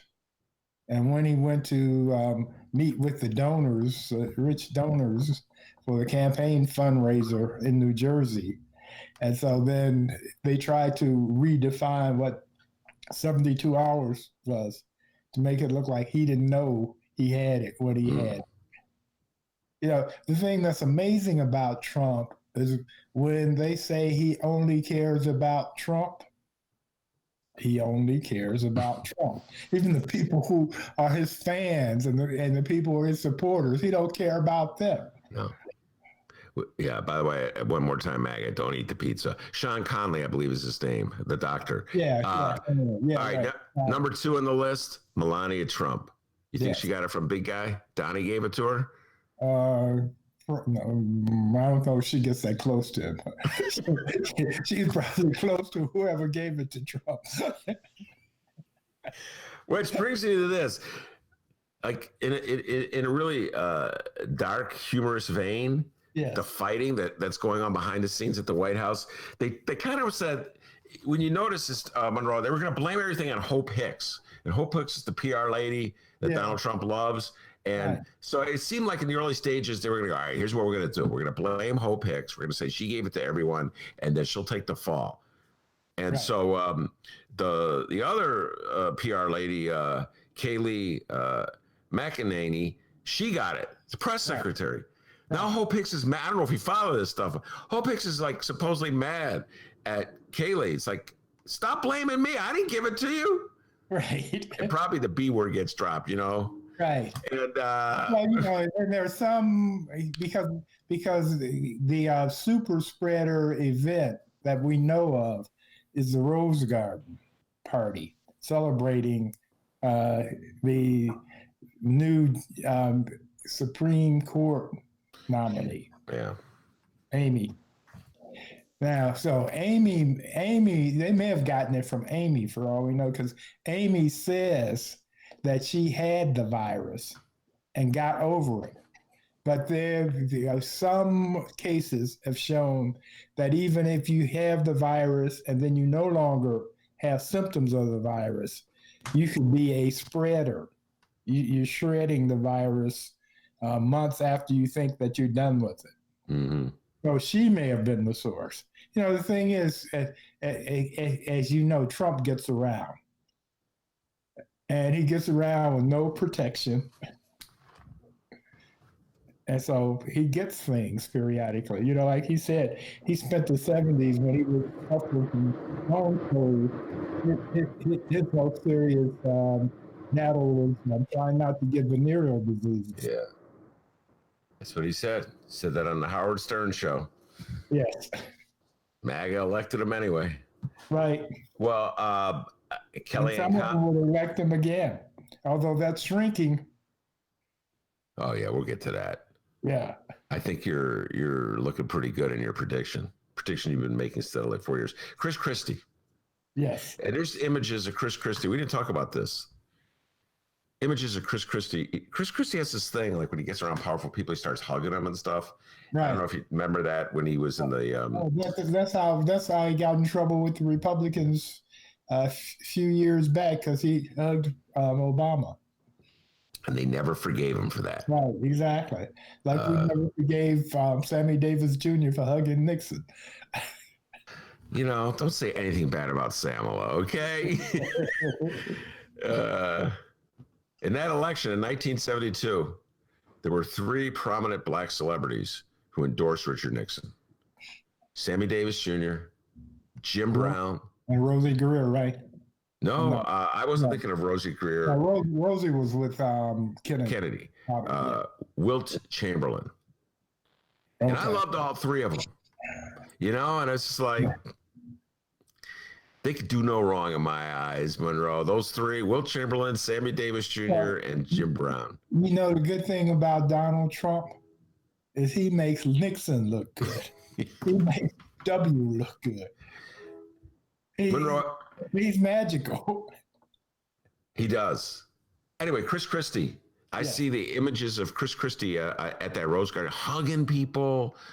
It's like a whole different world, Monroe. Oh yeah, no, Mike Lee was hugging people at the Senator Mike Lee. Yeah, he of Utah. He was hugging people at the Rose Garden celebration. Yeah. And I saw that too. Yeah. This was outside, of course, no mask, or a few masks. You count them on one hand. And inside, they had a reception, and they were hugging there too, hugging and kissing and celebrating.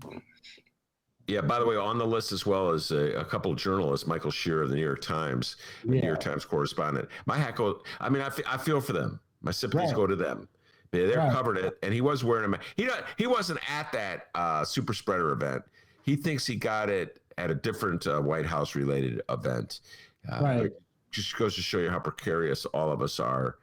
And so I feel for him because Monroe, I really work on this. I should have empathy for even people that I disagree with politically. I shouldn't be like Donald Trump. I shouldn't allow him to dictate my behavior.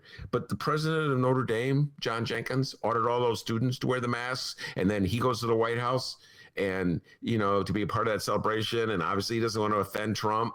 Right. So he doesn't wear a mask. I don't know. I'm struggling with that, Monroe. I need help. Well, he has since apologized for that. He said he made a mistake. So, Trump hasn't apologized for anything yet. So are you saying I should give him a break? Is that what you're telling me? I think as the dean of Notre Dame who apologized, I think you should give him a C+. A C+. All right. Have you accepted Sammy Davis Jr.'s apology yet for 1972?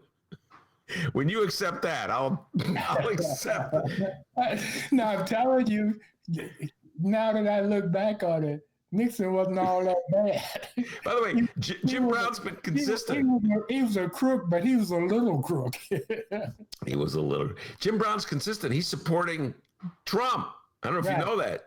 Yeah, I know that. He was at the White House with Kanye. With Kanye, I saw that. Yeah. I'm like, no. I think Jim Brown took way too many blows to the head, so I'm not sure he's all there right now. I love Jim Brown. Don't say anything about Jim Brown. All right. Yeah, you and Sergio. Yes, me and Sergio, we love Jim Brown. 100 Rifles, great movie. Burt Reynolds, Jim Brown, Raquel Welch. Anyway, the polls are vindicating you. They're unbelievable. I looked at the latest one today. I don't know if I shared it with you before the show. Trump is losing to Biden in Arizona by 8 percentage points in the last poll. Mm-hmm. He is losing to Biden. I can't believe this. In Ohio by 1 percentage point. So it's essentially a tie. Right. It's essentially a tie in Texas. I can't believe that. It's essentially a tie in North Carolina. And I think Florida, the latest poll I saw, Biden was up by 5. So he's actually moving beyond the essentially a tie part of it. And, the guy at the New York Times, he's always figuring in, okay, what did the polls say about Hillary? So they try to factor in what the Hillary thing, like Right. they buy into Dennis's argument, which I think is a good one, that white people are lying to pollsters. And they won't admit that they're for Trump. So you work that into the. Before you finish, let me point out one obvious fact. Okay. What's that? Trump already fired Comey, so he can't come to the rescue this time. And yes. Yeah, good job, Mr. Comey. And you don't think that Trump taking off the mask on the balcony of the White House will fire up people who are not part of his cult to vote for him? No, it's pissed him off. It's just the opposite. I mean, his numbers have fallen more as a result of that. That and the joyride pissed people off. This is the problem, which has been talking about for a long time now, is that unlike all the other Trump spins and lies and what have you, where if you were a Trump nut, you could rationalize it some kind of way, and if you were sort of in Trump's camp but weren't sure, then you could say, well, but the Supreme Court, or well, the taxes. Now it's about life and death and health. And those are very real issues, and they're not getting any better. And so when they see this idiot endangering the lives of Secret Service agents by doing the joyride, or they see him get to the top of the stair and take the mask off knowing that he has the virus, and then goes into the White House where he's endangering his staff, it pisses them off because they know of somebody, they're worried about themselves, they're suffering because their kids can't go to school, or if they are going to school, they're worried about them getting sick and bringing the virus back home. I mean, these are very life and death issues now. And so all his foolishness is not being well received.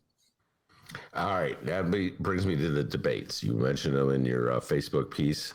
We'll close with the debates. We'll start with the presidential debate. Joe Biden has said that Donald Trump should not participate in the debate if he still has the virus. Donnie says he's going to do the debate regardless. I'm coming to the realization that Monroe, that Joe Biden shouldn't debate Donald Trump at all. Your thoughts? As of last week, I still have mixed emotions about that. I think that if Biden were to debate Trump would make another fine mess of it. And so it would help Biden even more. But then on the other hand, it's very dangerous. And well, I don't think he should. Now, as I'm talking through, I think he shouldn't do it because Trump is already in self-destruction. And so Biden can stay out of the way and just watch and pretend like he's not wanting to applaud. Well, at this point, let me just bring back some history. In the early days of the campaign, when I was waving my Bernie Sanders flag, and Monroe was holding back love for Bernie and showing an inner love for Biden, what you told me time and time again, this was your advice. Yeah. And I hate to admit that you were right and I was wrong, but I think it was the case. You were saying that what you need is a candidate who calls no attention to himself. Right. Just has to make sure he gets his name on the ballot. Sit back, you have to leave his house in Delaware. Just watch TV shows all day because this lunatic. Right. That's what you said, Monroe. Although Biden gave an incredible speech yesterday. Did you hear it? It's only 22 minutes. But it was really, I'll go watch it. I missed it. Yeah, one of the things he did was quote Doc Rivers. Oh, Biden gave that. Yes, Biden. Biden. You said Obama. Yes, he quoted Doc Rivers. Yes. Yeah, right. Exactly. I'm sorry. Yeah, I meant Biden. Yeah. He quoted Doc Rivers, and when Doc Rivers says the way we've been treated, meaning Black Americans in this country, we've loved this country for 400 years, and it hasn't loved us back. Yeah, no, but I loved it when Doc Rivers said it. We talked about it a lot on the show, and I did see. I was really caught off guard that Joe Biden would say that. Right. That. Well, what do you think? Biden is beholding to black people. First of all, in Obama naming him vice president, Mm-hmm. which just heightened his everything for him. And then Clyburn pulling him out of the death throes of the campaign, and in fact making him almost single-handedly making him the nominee. So I think Biden has gotten a little religious on black people. Now when they speak like the old Hutton commercial, he listens. Yeah, well, it's about time. That's what I got to say. About freaking time. We'll see how much he's listening if he's elected with his policies, Monroe. Okay, you know what I mean? Or will he pull a Rahm and go, "All right, shut up now. I'm going to do what I want." Yeah, We'll right. No, I think he's been turned out. I could be wrong, but I really think from the things he said and the things he's doing, and the fact that he has Kamala in his ear, it's going to be real interesting. All right. Speaking of Kamala Harris, the debate is tonight with Mike Pence, and you alluded to it in your Facebook posting. I'll be watching. I know you will be. We'll probably be talking about it next. Although, no, who knows? So much happens in between the 7 days you're on that even what you consider the headlines fade in significance. But what's your expectations about tonight's debate? One other thing. I forgot to mention Michelle Obama's coming out yesterday and being full-throated in support of Biden. That's important too. Okay, and they're all friends. Okay, I don't. Everybody is saying that, and I can understand it, that Kamala is going to just stomp Pence into the ground. Because he's such a sponge for Trump. But he used to be he used to do what you do, Ben. He's a talk show host, like in one of his previous lives. And just like yours, silver-tongued dealt. I'm betting that Pitts turns out to be one too. So on the other side, he'll be the yin to your yang. That's hilarious. First time I've ever been compared to Mike Pence. Oh, Mike Pence. In other words, he's not going to be a pushover, is what you're saying. I don't think so. We'll see, but I don't think so. The only problem he has, the main problem he has, is that he has to be loyal to Trump talking points. Yeah. And those things are indefensible. So, it would be like my getting in an argument with you and insisting that the sun rises in the west and that it also circulates around the earth.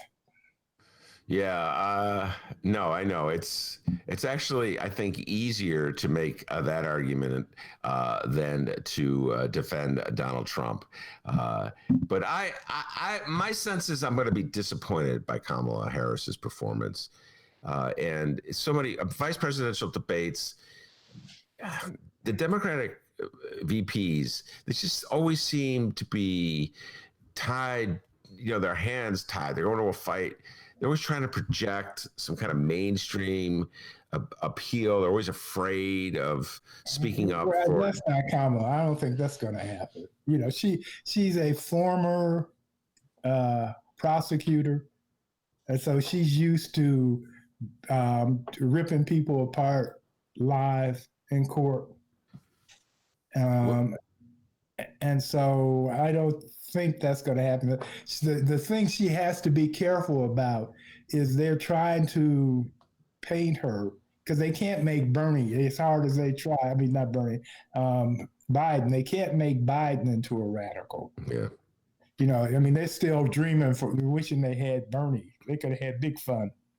I wish they had Bernie too. Exactly, right. I'm dreaming of Bernie. Right, and then the polls would be just the opposite of what they are now. No way. No way. But whatever. I lost that argument. Bernie lost. Listen, I just remind you before we go, in 2004, John Kerry was the nominee, and he had a firebrand named John Edwards as his running mate, who is a trial lawyer, just like Kamala Harris, and had the gift for gab, just like Kamala Harris, and had a reputation for being a counterpuncher in debate. And like all the other Dems, I lined up, Edwards is going to show Dick Cheney. Man, he rolled over. That was the worst moment. It was so bad. I turned it off. That guy just rolled over. John Edwards did. And then later they were explained, well, they didn't want him to look like he's disrespecting the vice president, and they want him to look too radical. I'm like, what a waste of time. Democrats are cowards. We'll see. But my prediction is that Kamala is going to be nasty. All right. That's as good a spot as any to leave it. I like that prediction. And Monroe will be back with us next Wednesday, every Wednesday on our show. The great Monroe Anderson, legendary Chicago journalist. Monroe, stay safe and sound. Don't be like Trump, all right? All right. Okay, bye. I'll talk to you. Take care. That's the great Monroe Anderson every Wednesday on our show. T, before we head out the door, any updates? Don't eat the pizza. We do have some updates here. Well, first off, Monroe's analysis here. Kamala won't just be nasty. She'll be nasty. You agree with that, Ben? We got it. No, I think I fear a John Edwards rollover. Hey, if I'm wrong, I'm wrong. But that's my prediction. That's Monroe's prediction. We'll put it out there.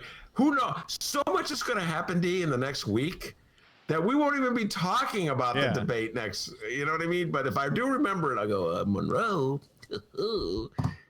I was right and you were wrong. I think human nature is just so cute. Everybody tries to make these predictions. Dude, this year has been insane. Literally insane. I'm not making any predictions anymore until the year's over. That's a good idea. You know what I mean? All right. So we do have some updates here. We have a Madigan Gate update. We're just going to leave that for tomorrow. All right. Things are going well here on the show. We don't want to ruin it with all this Madigan news. So tomorrow on the Ben Joravsky Show, a full-fleshed Madigan Gate update. But with the time we have left here, we do have one last 2020 Illinois general election candidate update. This is a 2020 Illinois general election candidate update. Indeed it is. All right, so we talked the fair tax. We talked about Kim Foxx's opponent, O'Brien. By the way, we didn't give a rating on that ad that we heard earlier, Ben, from Pat O'Brien. On a 1 to 5 star scale, Ben, rate that ad from Pat O'Brien. Negative 492. Oh, wow. It was... I mean, like, it's a Republican calling out his challenger, right? I mean, at least gets 1 star, no? It's a despicable ad. All right, if I have to rate it for putting aside the ethics of it, the morality of it, and just seeing is it effective with voters? Yeah, I think it's just like Trump taking the mask off. It's the base. They're going to vote for Pat O'Brien anyway. They hate Kim Foxx. I don't think it'll pick up any black votes. I don't think it'll pick up any progressive votes. And there's a good chunk of the population that's not paying attention to the election anyway. I don't know. Maybe some guy in Elmwood Park. That's the thing. Save Chicago. Like, now you got me going back to the ad, D. Pat O'Brien's running countywide. So he's using, you're right. Gotta give D credit. He's using Chicago the way Trump uses Chicago. Chicago, that evil place, which is run by dangerous Democrats. Meanwhile, Trump's got his name emblazoned on a building. His name's not on a building in Elk Grove Village. He didn't give $50,000 to the mayor of Arlington Heights in his campaign and say, hey, I'm your friend, in the hopes that they'd put the Trump name on a building in downtown Arlington Heights. It's not in a building in Wilmette or Winnetka. It's in Chicago. So if Chicago's so bad, Donnie, why'd you have a building put here with your big name on it? And same to you, Pat O'Brien. Shame on you for using Chicago. Like a huge dog whistle. Thanks for pointing that out, D. Huge dog whistle. The more I think about it, D, I was too easy on him. For negative 492, negative 3,584. Holy cow. Wow. That's a record, Mr. O'Brien. You should be proud. All right, so on to this new update here. This actually happened back on Monday. Oh, Chicago Tribune. You know, Ben, say what you want about the Chicago Tribune, and you always do.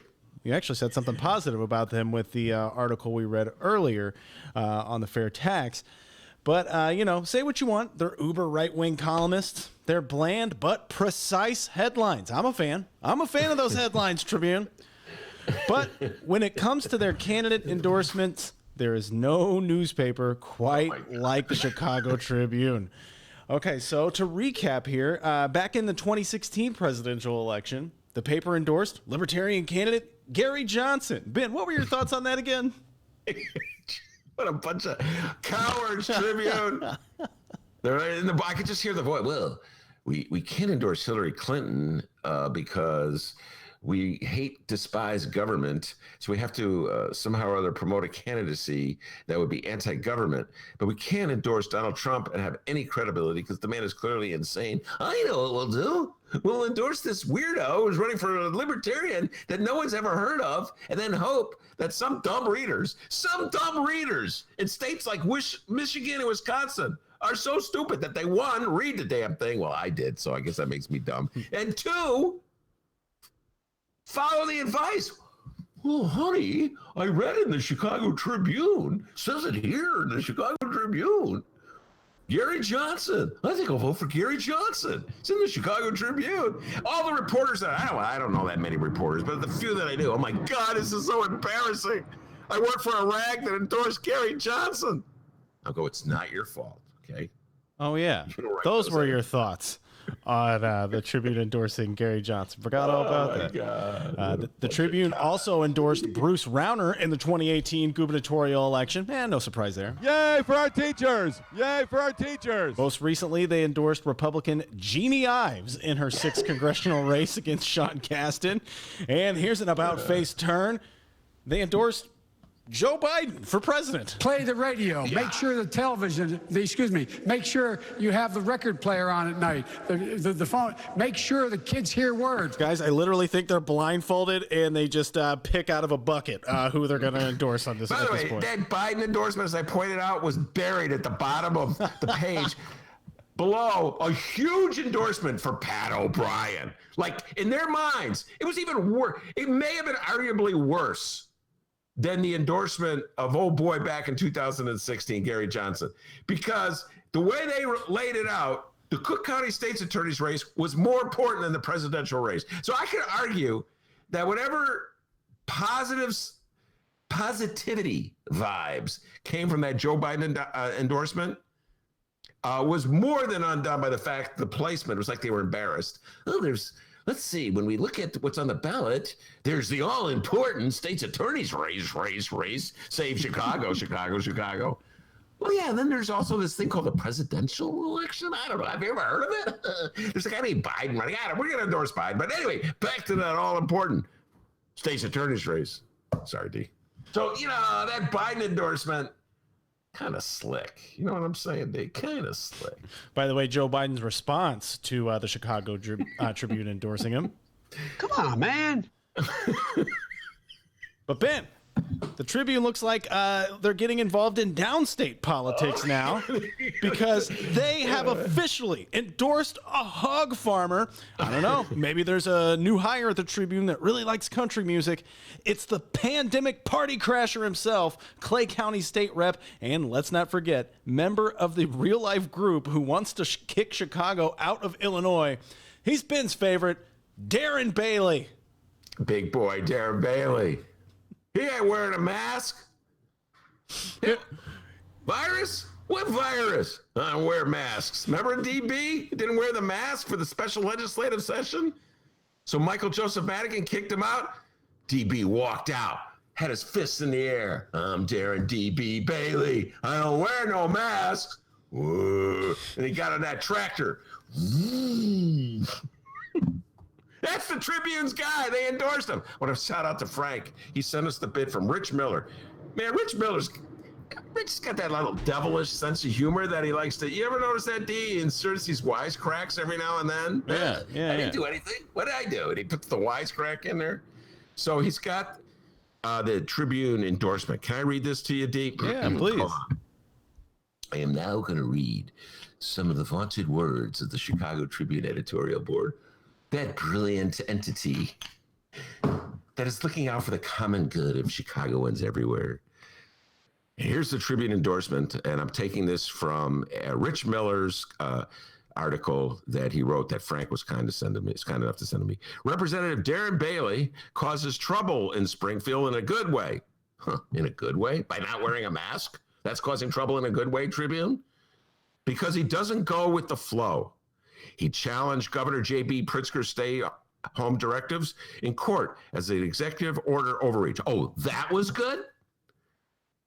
I know you firmly believe in the rights of the legislative body in the face of tyranny in the executive branch, which is why you've been standing up on behalf of Congress when Donald Trump ignores their subpoenas and orders aides not to testify.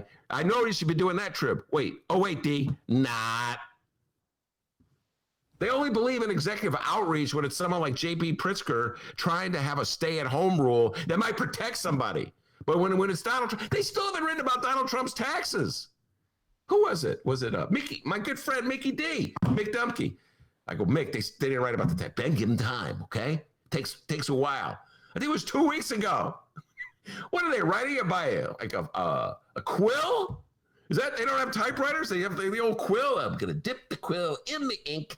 Hey, I'm writing this editorial. Anytime, Trib, you want to weigh in on that? No, they have more important things to do. They got to endorse DB. So yeah, they applaud him for fighting an order that would protect people. He calls out members of his own party if he believes they're leading the state in the wrong direction. I'd like them to show me 3 examples of DB calling out the leader of the Republican Party. DB was put in by Republican operatives who wanted to punish Republicans who dared to stand up to Bruce Rauner. Bruce Rauner wanted to bankrupt the state, and there's some Republicans who crossed over to vote with the Democrats to pass a budget. And DB was the beneficiary of the rebellion against them. So please show me an example, Tribune editorial board, when DB took a stand that was courageous in the face of opposition from his own party. You can't do it because it didn't happen. Well, now he may have called Republican Pat Brady a hippie snowflake for endorsing Sean Casten. There could be that. There could be that. Okay. Oh, God. The Tribune wouldn't even endorse Sean Casten. He's too liberal. Too liberal. He believes in climate change. Whoa, my God, you're kidding. He's scary. Can't have that. On taking a legislative pension. Oh, here we go. He didn't take a legislative pension, which he declined. He says, I believe that the position of representatives and senators are not careers, but should be treated as time of service to our state. It is irresponsible to collect a pension for an elected position while the working class pensions are in jeopardy. Here. What have you done to fortify those working class pensions? Huh? Are you for the fair tax that would raise money to pay the pension obligations? No. Hey, by the way, Tribune editorial board, you should read Danny Mahopoulos' story about Darren Bailey. Young Daniel works for WBEZ. Ever heard of it? He doesn't have his head in the sand like you do. He talks about how DB's got the big paw out when it comes to the government giving out payouts to farmers. Remember that, D? Oh, I see. He's not going to take the pension because he doesn't need it because he's taking all the money from the government for farmers. When are you going to write about that, Tribune? Let's see any more, D? I'm all fired up. Oh, oh my God. Who writes these things? I'll go back to the quote. It is irresponsible to collect a pension for an elected position while the working class pensions are in jeopardy, end of quote. To which the Tribune writes, and I'm not making this up, right on. What are you guys, like in a 1970 blaxploitation movie? Right on. You're the Tribune. This isn't right on. Oh, God. Voters in the district should send Bailey to the Senate, where he can continue to challenge the status quo. I don't see him challenging the status quo if it's Republican. I don't see him challenging Trump or Rauner. Anyway, Rich Miller's got that devilish sense of humor. His only comment after this endorsement, he quotes this endorsement, and then he just writes, in quote, right on? And then he points out, Representative Bailey, of course, is a member of the Eastern Bloc, which wants to kick Chicago out of Illinois. Oh, my God, Tribune. Oh, we didn't know that. Wait, you want Chicago removed? Well, that's just rhetorical. I don't know. Oh, well. He's against Madigan, so he must be good. Tribune's a joke. It's my recommendation to all readers of the Chicago Tribune, and I am one. I pay for it, so I get to talk about it. Do not ever, ever, ever believe a Tribune endorsement, even if they're endorsing someone you like. Scratch your head and wonder, what did my friend, the alderman, do to warrant an endorsement from such a foul a rag as the Chicago Tribune editorial board? It's interesting, like the Tribune's starting to get a reputation for just the endorsements themselves. Like, you know, that's the story now in of itself. Their endorsements, right? Well, after that brilliant presidential endorsement, I think, you know what? If you do something really bad in sports, there's a consequence. You know, like a coach is really bad, he gets fired or something. I mean, shouldn't the Tribune like lose endorsement privileges for a while? Well, we did such a bad job with the all-important presidential one that we're not making endorsements for the next, I don't know, 30 years. How about that? Yeah, I just feel like they're all, there's just a cork board with a bunch of candidates' pictures, and they take a dart and they throw it. All right, whatever the dart lands on, that's who we're endorsing. That's what it just seems like here. Biden and Darren Bailey, what a combo there. But don't forget the all-important Pat O'Brien endorsement, which took up so much space. Because, Dean, no one is more important. No position is more important than state's attorney Kim Foxx. No politician is more worthy of being unseated than Kim Foxx. Don't forget that. But hey, maybe we're wrong. Maybe the Chicago Tribune gets it with Darren Bailey, and maybe they really do understand the importance of this question. Who is going to feed them hogs? And that was a 2020 Illinois general election candidate update. That was a 2020 Illinois general election candidate update. All right, like I said, we have Madigan Gate updates. We're going to do that tomorrow. We're done for today. All right, man. I'm exhausted from all my flip-flops, so I'll save that one for tomorrow. Exactly. I want to thank Monroe Anderson. He is a great guest every Wednesday at the Ben Joravsky Show. And, of course, the man, the myth, the legend. I've already extolled his virtues today, but let me just point out, since we've been on the show, Gary Johnson, Kenny Griffin, and Donald Trump have all weighed in. Wait a minute, Ben. Who's our 7 o'clock interview tonight? You know, that is up in the air. That's interesting that you should ask that. It's a mystery, guys. Yeah, it's a mystery. Ooh. You shall see. You shall see. Probably should have done a little more pre-show. It's Darren Bailey. DB's coming up. Come on, big fella. Anyway, as Darren Bailey will tell you, back home and all, they call him Dr. Doobie. Give yourself a raise, take it out of petty cash. See you tomorrow, everybody. And hey, you can always reach out to the Ben Joravsky Show, all right? You can send us an email, BennyJShow@gmail.com. Find us on social media, @BennyJShow, BENNY, the letter J, Show, on Facebook, Twitter, and Instagram. And you can call us, 708-658-4788. That number again, 708-658-4788. Call the Ben Joravsky Show. Prank call the Ben Joravsky Show. Whatever you want to do.